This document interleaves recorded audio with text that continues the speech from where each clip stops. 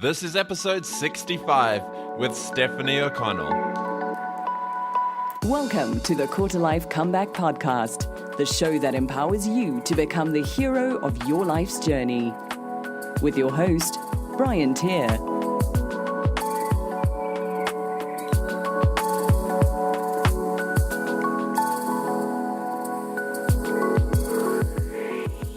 Hey guys and girls, welcome back to another episode of the Quarter Life Comeback Podcast, episode 65 today, and I'm really excited to be speaking to none other than Stefanie O'Connell. But before we get into that, I just want to send a shout out to today's sponsor for the episode. It's Nomad Accelerator, and Nomad Accelerator is the world's first in-person bootcamp designed to teach you how to become an online entrepreneur or digital nomad.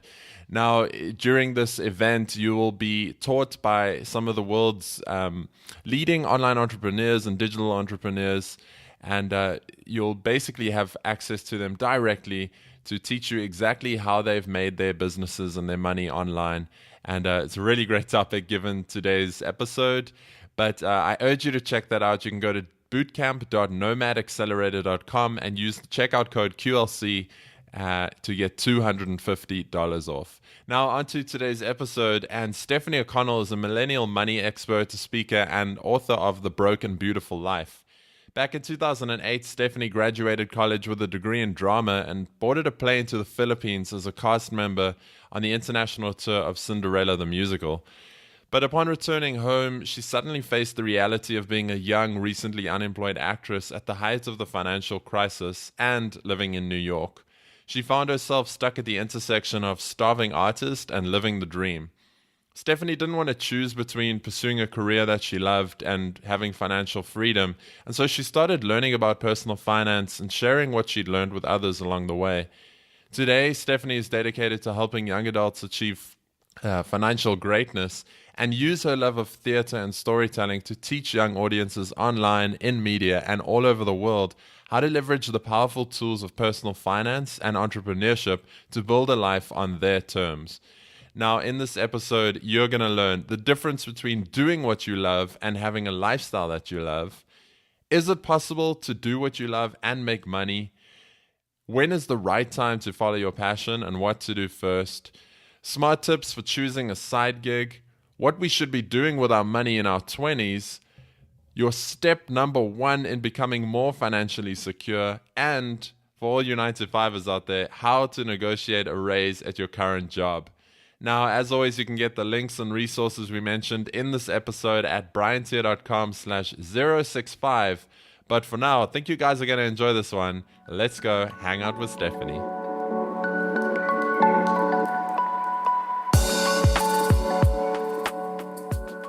Welcome back, everyone, and a big welcome to today's guest. I'm really excited to be speaking to Stefanie O'Connell. Stefanie, welcome to the Quarter Life Comeback.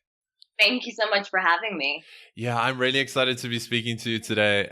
It's a topic that a lot of 20-somethings struggle with and want to know more about, and something that I haven't covered before.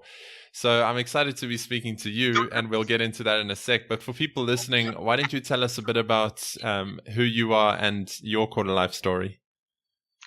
Oh boy. So I am a millennial money author and blogger and speaker, and I blog at StefanieO'Connell.com. And the way I got into this world of money and my fascination with it was because I didn't really have much of it. In fact, I started out following my passion, pursuing my passion of becoming a professional actress. And I actually worked in musical theater for many years. And what I found was that doing something I loved wasn't the same as having a lifestyle I loved. And the sacrifice of the financial stability, not having enough to not only not be stressed about making rent, but to just be a part of my friends' lives, to be able to commit to going to their weddings and not be stressed about being able to afford it, to be able to plan for things that I wanted in my future. I had to really ground myself in what it was going to take financially, and my career wasn't supporting that. And it really made me think twice about not only my career, but also, what does it really mean to pursue passion as part of a broader system, not just in this one facet of your life, but in every facet of your life, in your relationships, for your health, for your money, for your goals, for your personal values and priorities that fall beyond your career. And so when I started to think about that more broadly, I started to reprioritize and think about what I needed to make those other things that were important to me happen. And the bottom line for a lot of those things is money. Money touches everything. It touches our relationships. It touches the house you want to buy, the trip you want to take. It touches that feeling of security, of knowing that you're going to be okay. And I wanted all of those things. And I saw money as a tangible tool, something I could measure, something I could track my progress as a way of making progress towards those other goals and to build that lifestyle I really wanted. And so because of that, I transitioned into professional personal finance, writing, reporting, and now I am a total money geek. It is really, it's a little bit embarrassing, but it's also hugely transformational. It's kind of crazy because we often think about like this money as this thing that we're a victim of.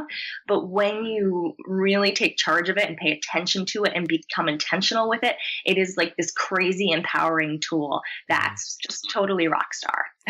Yeah, there's so much I could get into there. I'm glad you said geek because I was going to say, how did you start geeking out about money? So I'm glad you.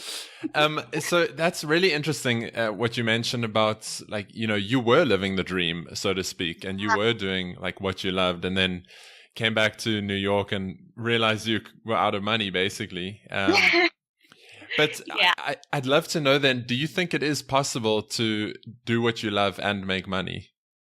So this is actually something I've thought about a lot recently, because I wake up every day and I do what I love. It just doesn't look like what I thought it would. Mm-hmm. And I think there's a misconception of when we have this idea of like what we want to do, it is so rigid that sometimes it gets us stuck.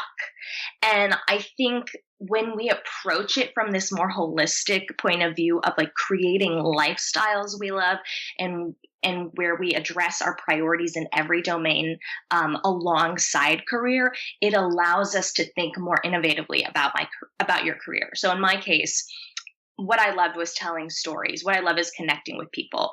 I still do that. It's just not on a script and on a stage, So, and now I do it in a market where people pay me a lot of money to do what I do. And so that's the added bonus. And so I think it's about approaching these things more creatively and really considering what our priorities are. And you know what? If you want to be in my case, an actor, and those other things aren't as important to you, like buying a house isn't that important to you, maybe it's okay that you make $300 a week. Maybe that's okay with you, and that's fine. It's about building around what matters to you and constantly checking in with yourself and assessing what's my priority today and what changes do I need to make to be in alignment with them. Yeah, a mentor of mine, Jacob Sokol, said like, it's not the thing that we want, it's the thing that thing will bring us. So, for example, like you might have wanted to, like you said, communicate and entertain people and that kind of stuff and form connections. But that doesn't mean that it had to be through a certain thing. And I said in a recent interview, I think it was with Hannah Beer, I said, it seems like nowadays there's this belief that you have to monetize every passion that you have, and it's okay to do something as a hobby or like not make money from something if Absolutely. You're just doing it for the enjoyment.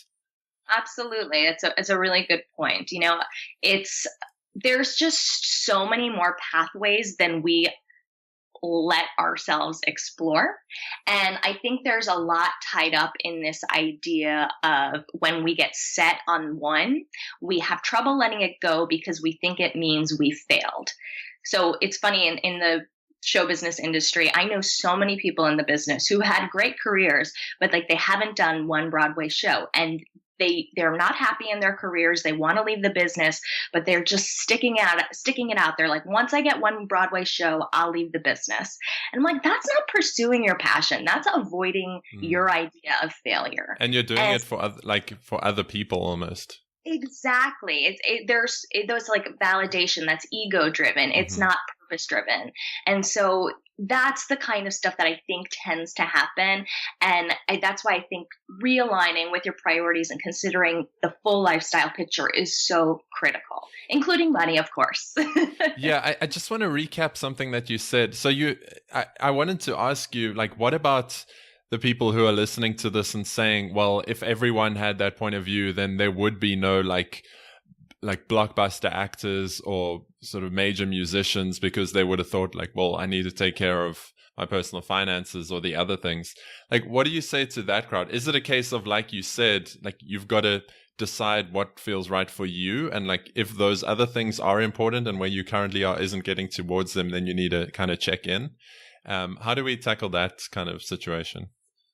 So I think there's a false narrative that taking care of your money and being an artist are mutually exclusive. You know, there's that starving artist narrative that if you're truly passionate, if you're like a real artist, if you're a real musician, you're a real writer, whatever it is, then you are by definition broke. And to be honest, I don't buy into that. You know, I don't buy into you have to prioritize one thing at the expense of everything else to be successful. I think you can be a well-rounded person and you can still have outrageous success. I think you can still pursue the things you want to do that are true to your current values and priorities and create wonderful blockbuster things. And I think, yes, there are narratives of people who really did wait for that one big break and it paid off. But that is not a narrative to build a life around. That is not being an architect of your destiny. That is crossing your fingers and hoping somebody fixes your life for you and presents you with an opportunity. And instead of waiting for that permission from somebody else, I think we need to all be proactive and create these kinds of sustainable lifestyles for ourselves. Mm-hmm. Got it. And would you how would you recommend then, if someone is like a sort of a hopeful artist, do you recommend they find a way to make income from another source while they still pursue that? Or actually, let me ask it like this. So so I initially came across you through Matt from Different Hunger, and yeah, I think it was there where I heard you say something really interesting, and it was about the whole like follow your passion hype or craze. And yeah. I think what you said there is, and forgive me if I get this wrong, but I think what you were saying is like, until you've found a way to satisfy your needs or fulfill your needs financially, like just following your passion is kind of dangerous. Right. I wonder if you could, articulate that better than I just did. So I think we need to think about our needs on a hierarchy. And this is a concept that comes from psychology, which is another thing I studied in college. So there's this term called Maslow's hierarchy of needs. And essentially it prioritizes human needs in a pyramid. And at the bottom of the pyramid are your essential things. Like, what do you need to survive? You need food to survive. You need sleep to survive. Like, what are your essentials? And then you move up the pyramid and you move on to things like having social connections and feeling valued, part of the community.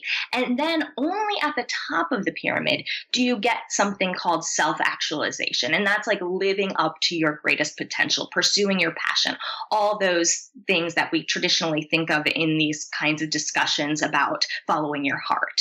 And what I was saying in that interview is that I think a lot of us approach our lives from the top of the pyramid. We try to go straight to pursuing your passion, and we haven't built that foundation to support the top of the pyramid. Mm-hmm. And so what happens is we wind up, not in every case, but often pursuing this at the expense of our security at the expense of basic needs, food, housing, like, the starving artist narrative. Again, it's all about like, I can't pay my rent because I'm an artist.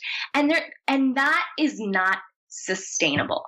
You can do it for a while, but it's going to catch up with you. It's not emotionally sustainable. It's not financially sustainable. It's just not a lifestyle that is really going to provide long-term security or happiness or anything else. Mm-hmm. And so I think we need to be honest about where we're at and build that foundational level as we work to build up to things like self-actualization, things like pursuing our passions. So we can work on those higher level needs, but we have to make sure we've put the support system in place of basic financial structure, earning more than you spend to support it. Otherwise, it's going to come crumbling down. You're going to be dealing with debt. You're going to be stressed out all the time about that. And that is just no way to live fully passionately if you're just stressed about being, $50,000, $100,000 in debt all the time. Yeah. So there's two things that I want to add there. The first is like, as I've been hosting the show, I've kind of formed my own opinion on the whole follow your passion, follow your purpose thing. And I think the two are very different. And I think passion is only one small portion of like finding your purpose and doing something that, you feel called to do. Yes. But it seems like that's the overriding thing that people aim for. And then my buddy, Ryan Robinson, I interviewed him a while back, and he's all like, he's very much into side gigs and freelancing careers and that kind of thing. And what he said is like, rather than following your passion, like get really good at a skill. And then as you get better at it, you'll develop a passion for it. And you use that skill to create a lifestyle that you love. It doesn't have to be like, I'm really passionate about this thing and I'm going to do this. You get really good at knowing about personal finance, for example. And then through that, people pay you and you create a lifestyle that you really love. Exactly. It's funny. It's, when you ask people what they're passionate about, it's so rigid. It's this rigid idea. And it's so funny because nobody came out of the womb knowing that they loved something. Like I was in a play and I loved it as a kid. That's why I became passionate about theater. I wasn't born that way. We all do it through this process of discovery. But we think that once we're adults, like our discoveries are fully formed for some reason. And that's what the only things that we can be passionate about, rather than having that same exploration, like you're saying, when you did as a child and growing up and figuring out what those skills are that you're passionate about. It's very funny. The other thing I would add in terms of that passion narrative and actually getting paid is that passion, the way we talk about it, is a very selfish pursuit. It's about like doing what you love, right? As opposed to what people pay you for is not to be passionate about something. They're not paying you to love yourself and love what you do. They're paying you because of what you do for them, right? They're paying you because you add value to their lives. You give them some kind of service or skill or whatever it is. And so that is where the profit and passion tends to misalign. If you want to create profit out of your passions, you have to be doing them in service of other people. You can't be doing them in service of yourself. Yeah, that's huge. It's so when I said earlier how passion is just one small piece, I think it's the intersection of what we love to do, which is the passion, and then what we're really good at and what people need. And I think the intersection of those is kind of our sweet spot. Exactly. I mentioned side gigs and freelancing. What is your sort of opinion on the role that those play in, especially 20-somethings lives today and making extra money?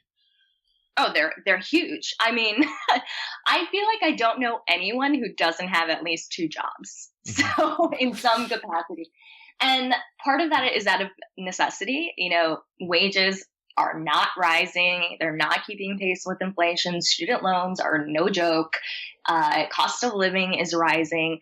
And I do think that our best defense is to make more money and to diversify our income. And that's what creating multiple streams of income through side gigs and freelancing does. What I do caution against, though, is that a lot of those side gigs, a lot of those freelance jobs are good for a quick cash infusion, but they're not necessarily something that is sustainable. Like there's no way you can scale driving for Uber other than driving more hours. Whereas if you freelance as, let's say for me, I freelance as a personal finance writer. I'm developing a skill set as I do that and as I earn that money that I can then leverage later on for higher paying gigs so I can make more money in less time in the future. Mm-hmm. So I think it's important to keep those things in mind when we're talking about making extra income. Yes, there are times like, yes, you need that money right away. So, go babysit, go do the things you need to do to make money. But I would, in the longer term, try to take an approach where what you're doing for that extra cash is in alignment with something that you can potentially expand in the future that's going to help you build your skills or your network or your knowledge in a way that you can leverage for greater income later on. Yeah, that's huge. I don't think anyone I've spoken to has pointed that out, but it's so valuable. I've actually go ahead. With this idea because before I always, when I was an actress, I did all the typical actors. I worked at a restaurant. I would work at those trade shows and be a booth babe, quote unquote. Where they just put a girl in front of the booth so people don't talk to you. I did all of those things, and now, seeing where my career has gone now that I've transitioned into finance, and I did do the freelance thing for a while in finance too. And I've just been kind of comparing and contrasting what that work experience has been and kind of developing this philosophy about how to make a side hustle something that's bigger than just extra money, because I think we've been stuck in this approach because we are this recession generation, because we are dealing with these immediate crises and we do need immediate cash flow, and thinking about things like building your skill set are kind of higher level needs that it's hard to think about when you really can't make your rent each month. But these are things we can start considering now, even as you are doing those initial side gigs. Even if you are Uber driving now, I was still babysitting when I started personal finance writing. You don't have to do one at the expense of the other. You can start trying to realign your new side hustles while you're still doing the things you need for cash infusion. Mm-hmm. So I think a lot of the things we're talking about today is this idea that nothing is mutually exclusive. You don't pursue your passion or make money. You find ways to make things work together. You don't do the immediate cash side gig versus the thing you're going to scale into a greater revenue source later on. Either or, you find ways to make those things work together. And I think that's a really important thing to keep in mind. Yeah, you talk about being mutually exclusive. Something that popped up now is I went to a conference or event a couple of weekends ago, and the guy was talking about how a lot of people have this limiting money belief about, money can't buy you happiness. And so people use that as a way to justify not trying to make more money. But what he said is that might be true. Money can't buy you happiness. And he knows a lot of rich people who are unhappy and a lot of poor people who are happy. But then he also knows a lot of rich people who are happy and poor people who are unhappy. So it's money can't buy you happiness, but that doesn't mean that if you have a lot of money, you won't be happy. It's it's not like the money is the thing that's leading to the happiness or the unhappiness. Yeah, money buys you options, and options are pretty awesome. I think I'm going to make that the tweet for this episode. So Stefanie, I've got some sort of nuts and bolts questions that I want to ask. And I did something I haven't done before, is asking people on Instagram stories and Facebook and Twitter what they'd love to know. And I'd love to get some of those answered here. So the one from me that I wanted to know is, what are some money tips for entrepreneurs or self-employed people, especially when it comes to long-term savings, when you don't have a company 401k or provident plan? Yeah, so this is very, very difficult. This is also not even just for entrepreneurs. It's also for anybody who doesn't have access to employer benefits, which is increasingly more of the workforce. I think it's something like 40% of millennials now. So this is huge, huge. And what I do is, because I have never had consistent income in my entire life, is I create a one number. We think we all need to calculate this one number for ourselves. And that is, what is my essential cost of living? And add to that what you're going to contribute to your savings, short-term savings, long-term savings, and debt payoff, any kind of financial goals. And when you add those two things together, you're going to get a base number. And that base number is your financial benchmark that you need to commit to making each month, right? And anything above and beyond, you can spend freely. And if you fall short, you need to make adjustments either in your spending, either in your essential spending. So think, your rent, your housing, your transportation, what can you do to reduce those essential costs? Or you need to find a way to earn more money. And so what I do each month is I take my income from the previous month and then I subtract my one number that I calculate, my financial benchmark, and then that is my allowance to spend freely for the next month. And so I can go out for drinks with that. I can reinvest extra in my business with that. I can save extra in my business with that. But because I've already included my financial goals, a benchmark for my financial goals, like saving for retirement, in my essential number, I've already taken care of that. It's as uncompromised as any other expense like rent or anything else. So it's really important that every one of us knows what this base minimum number is, and that we include financial goals in it as a priority as much as anything else. Did you have a follow-up question to that? I did. I just wanted to add something else. I've often heard people say this, calculate your bare minimum, what you need to be making. But it doesn't seem like anyone I've looked at mentions the savings part, which is so crucial, because especially when we're in our 20s, the more you save now, the richer you'll be later on. And so a lot of people speak about coming up with your minimum number, but they forget the saving. They almost look at savings as a luxury when you're making a little bit of money. And there's that really cool story of a guy, I can't remember his name, but a mentor or a boss of his at work said, and he didn't earn a lot of money, but his boss said, every paycheck you get, I'm going to keep an additional 20% and invest that money. And the guy ended up making millions of dollars, and he never saw that money before. So it was really cool. But what I wanted to follow up with is, and this was one of the questions on Facebook, is if someone does have access to an employee sort of retirement plan, an employer retirement plan, is that playing it safe by using that, or is there a better way they could be using that money? An employer retirement plan is excellent, especially if you have a 401k and you get matching contributions from your employer. That is free money. If you put money in and your employer matches a certain percentage of it, that's free money that they're giving you on top of your salary that you get to put towards retirement. And then, of course, it grows. And I think what's something a lot of young people don't understand is that things like a 401k or things like an IRA, this is what we have, at least in the US, these are holding accounts. So they're just like these little tax havens, but within those accounts, you choose your investments, right? So if your money is in a 401k, you actually have to choose a fund within the 401k. And in terms of talking about, being aggressive or being too safe, I say boring is better. Don't be so boring that you're not investing at all. But once you are investing, a simple fund that tracks an index like the S&P 500, which is, a huge stock market benchmark here in the US,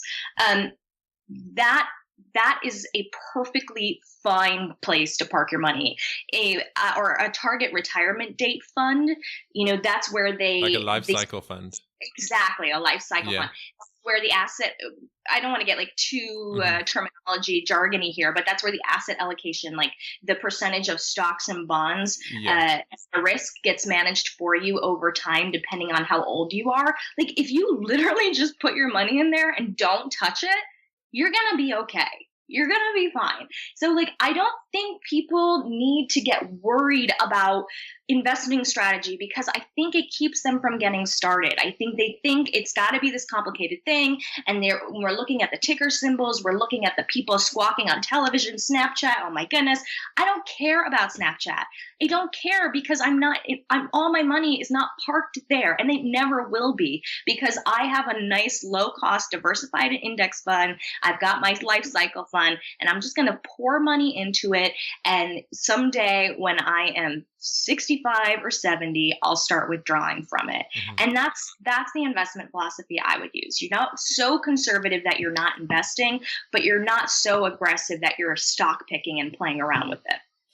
Yeah, I love the book by Ramit Sethi, I Will Teach You to Be Rich, and he shares a similar approach. He said like the only thing riskier than picking like, you know, in your 20s than having too much allocated to stocks is not investing at all. Like that's the real risk. I don't think people realize that when you put your money in savings over time, it loses value because of inflation. Exactly. So that's a concept that people don't get. Like when your money is sitting in savings for 20 years, like it's losing purchasing power. You have less money over time. So it's hugely risky to leave all of your money in savings. That's not to say you shouldn't have liquid savings. Like it's important, you know, 3 years, 5 years, you want to have money liquid, accessible. Great. Put that money in savings. But something you're not going to really need until you're, you know, even 10 years down the line or more, that should be invested. You know, that's the only way it's really going to grow and work for you. So what about like under the mattress? My God, please don't put money in the mattress. So Stephanie, another question that I had, which it kind of ties to, you know, we spoke about some different fund choices now, and someone asked, like, what are some of the bare minimum strategies that millennials should aim to get in place as soon as possible? And I guess you could simplify that and say, like, what should we be doing with our money? First and foremost, you have to know that you are earning more than you spend each month. And I think a lot of people are stressed about money because they don't actually know. And they're conflating their stress with not knowing where their money is going. Denial. Yeah. So the great thing we have now is like all the challenges we face as millennials, you know, the student loans, all the rising costs, all the poor wages, that is all true. But we also have unprecedented access to information, resources, and opportunity.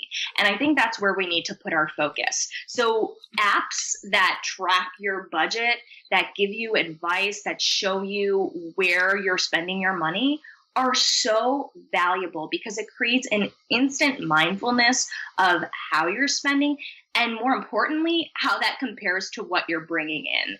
You know, so you mentioned Ramit Sethi before, and I am a big fan.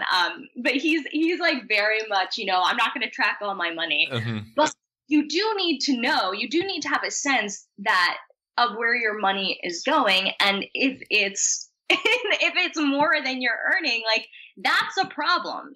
And that is step one. You literally cannot get ahead if you are not earning more than you spend each month.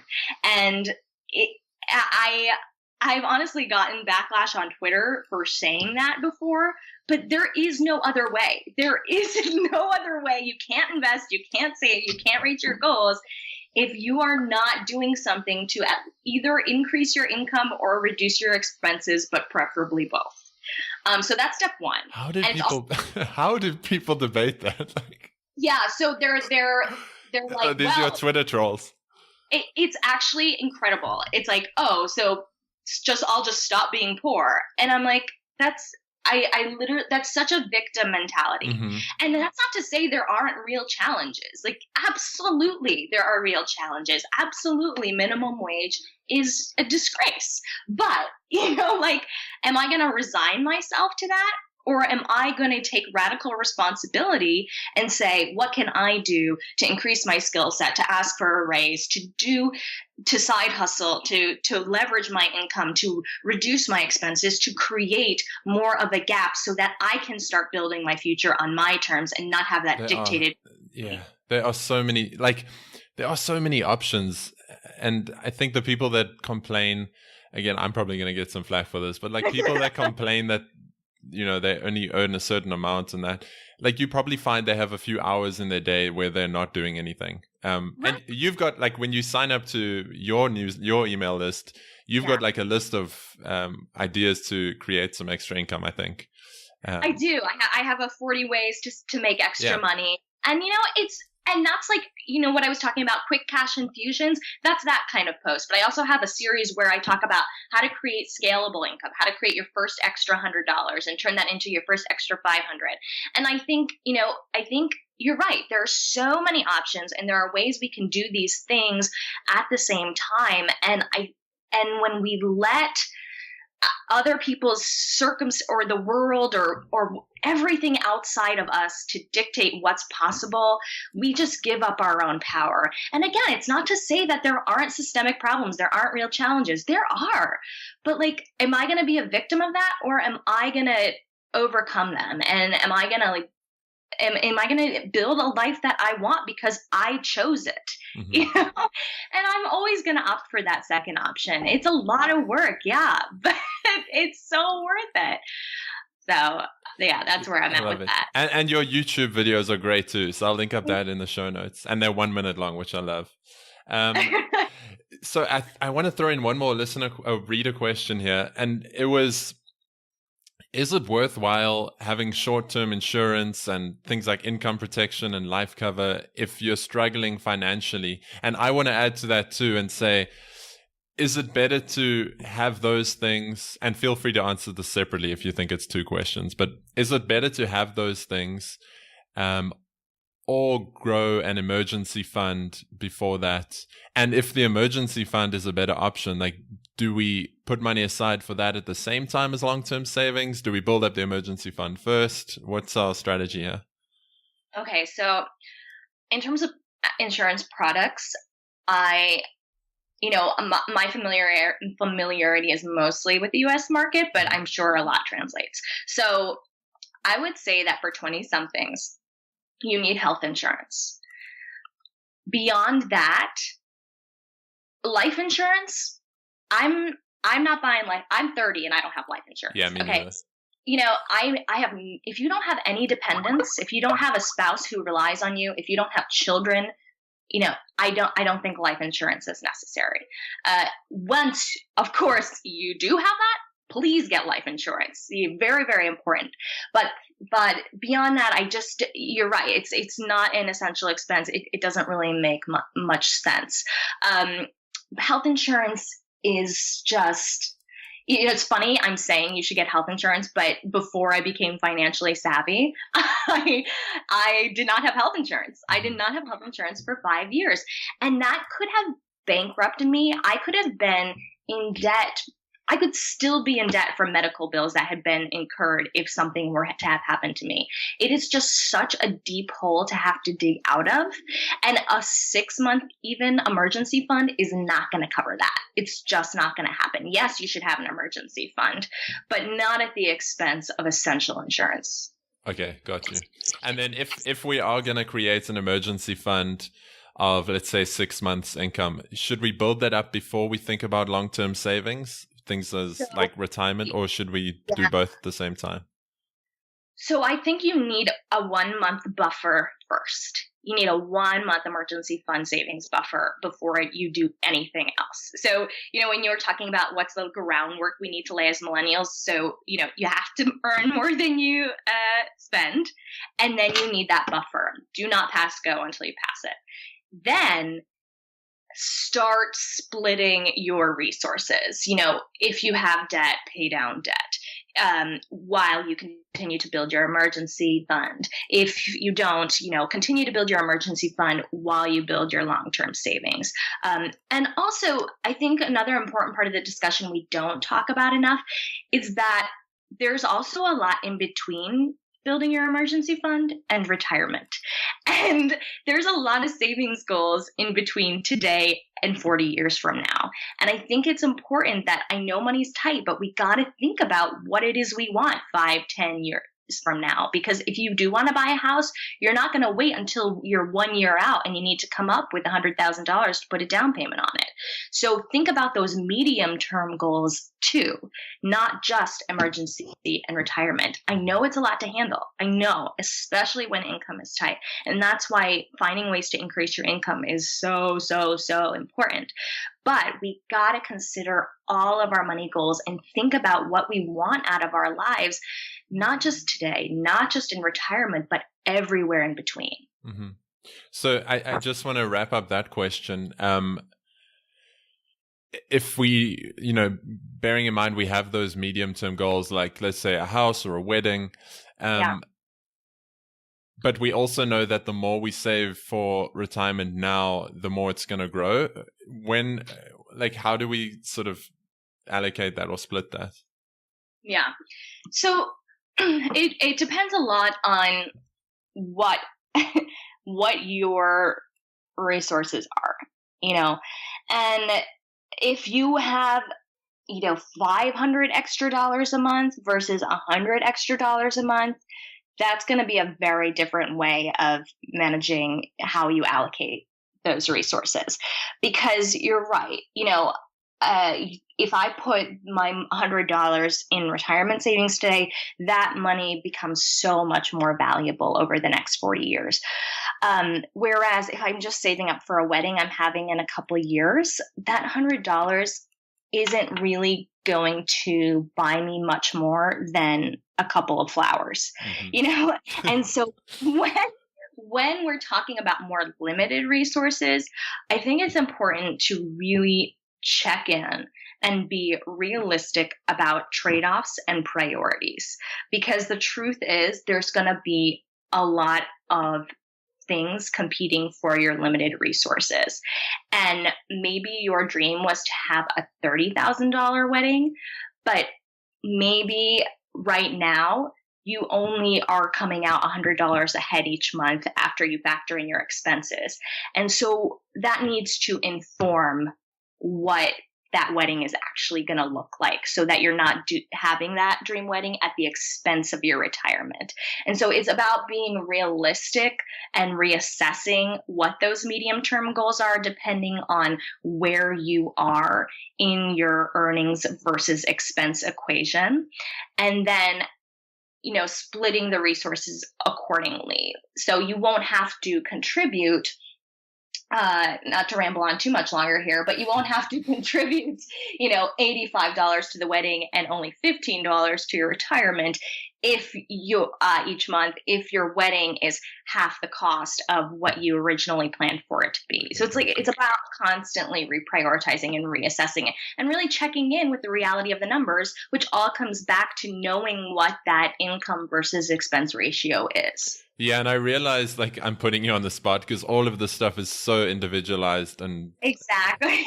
So but I think I appreciate you giving us your best answers. Is there, I do want to be mindful of the time, is there anything we haven't mentioned that you feel might be valuable for people listening? I mean, we're talking day-to-day money management. We're talking long-term. We're talking about career, pursuing your passion, making more money. I feel like we got a really good coverage of, what the bases are. Yeah. Can I throw in one more? Yeah, of course. I do have some quick fire questions at the end, but I just want to get in one here. I feel like we've spoken a lot about entrepreneurs. For all the 9-to-5ers listening, what is a way that, we've spoken about making some extra income? What is a way that they could negotiate an increase at work? Some things to be aware of. Yeah. So the biggest negotiation mistakes people make are they make the negotiations about them. So they think, I'm having a new baby, or I have this money goal, or I have this medical problem that I'm going to need to pay for, and so I need to make more money. And it's kind of the same idea of what we were talking about before with pursuing your passion, about being a selfish kind of endeavor rather than thinking about it in the context of the value you're providing to other people. So it's the same with your employer. The reason they're going to be motivated to give you a pay increase is because you're over delivering on the value you provide them. And so when you approach a negotiation, you want to approach it from your employer's perspective. How are you going above and beyond your current compensation by adding value to the company, whether that's to the bottom line or that's to office morale or something else? And the more you can show that tangibly, whether that's in numbers or whether that's in programming you've created, whether that's in, evaluations that you can point to, the more tangibly you can show that and show the value you're adding your employer, the better, more likely you are going to be successful in negotiating a raise. And another important thing to keep in mind with this is that you have to ask for it. You have to go and be bold and be prepared and create this script for yourself and know what your points are and hit them and go in and ask for the money. Because if you don't, they might not give you a raise. And if they do, it might just be a cost of living increase instead of, if you've exceeded, for example, expectations by $30,000, I think you may be entitled to more than a 1% pay increase or a 2% pay increase. Mm-hmm. You can go ask for more. You can ask for a 20% pay increase. So I wouldn't limit yourself to what the traditional notions of raises are and promotions are, because we don't live in a traditional employment structure anymore. And we need to be entrepreneurs as much in the workspace as we are outside of a traditional 9-to-5 job. Cool. Stefanie, as I mentioned, I have some quick fire questions at the end here. So just the first thing that comes to mind. What do you wish you'd been told in your 20s? Or early in your 20s? Well, you are 30 now, right? I'm 30 now. Yeah. So in your 20s. Money matters.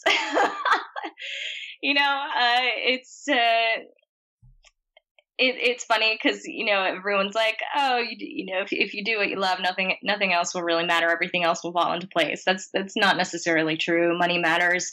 I had a job doing what I loved. I was out in Asia performing, and I didn't have enough money to fly home when my grandfather passed away.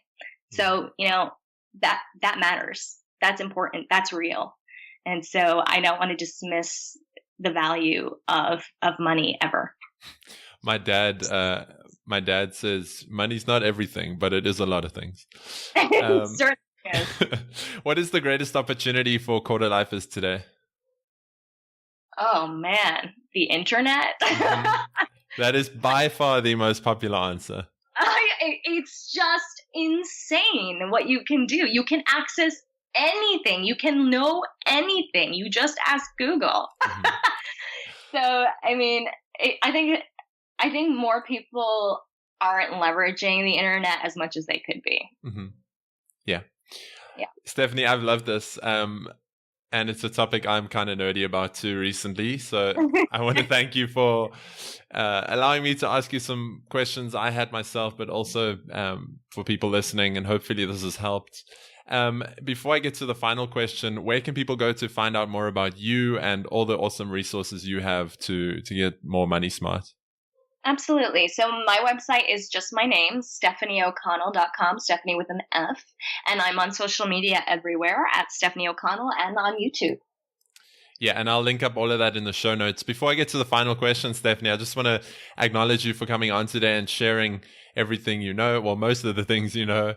And more than that, just for taking an empowered stance on your own financial situation. A lot of people could have carried on, like you said, stuck in the starving artist kind of mindsets, but you decided to take a stance for yourself and have really created a life you love, and now helping other people with the skills that you've developed along the way. And I think that's really awesome.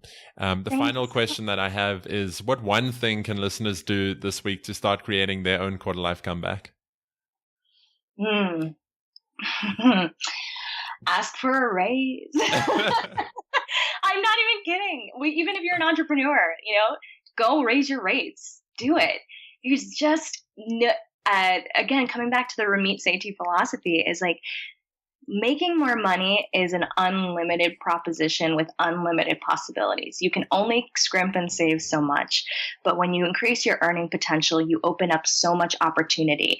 And having the discipline to schedule that time to go get a raise, to raise your rates, to face your fear and anxiety about asking for something is important. So everyone put it in your calendar. It is game changing. I cannot tell you how much my life has changed because I make more money.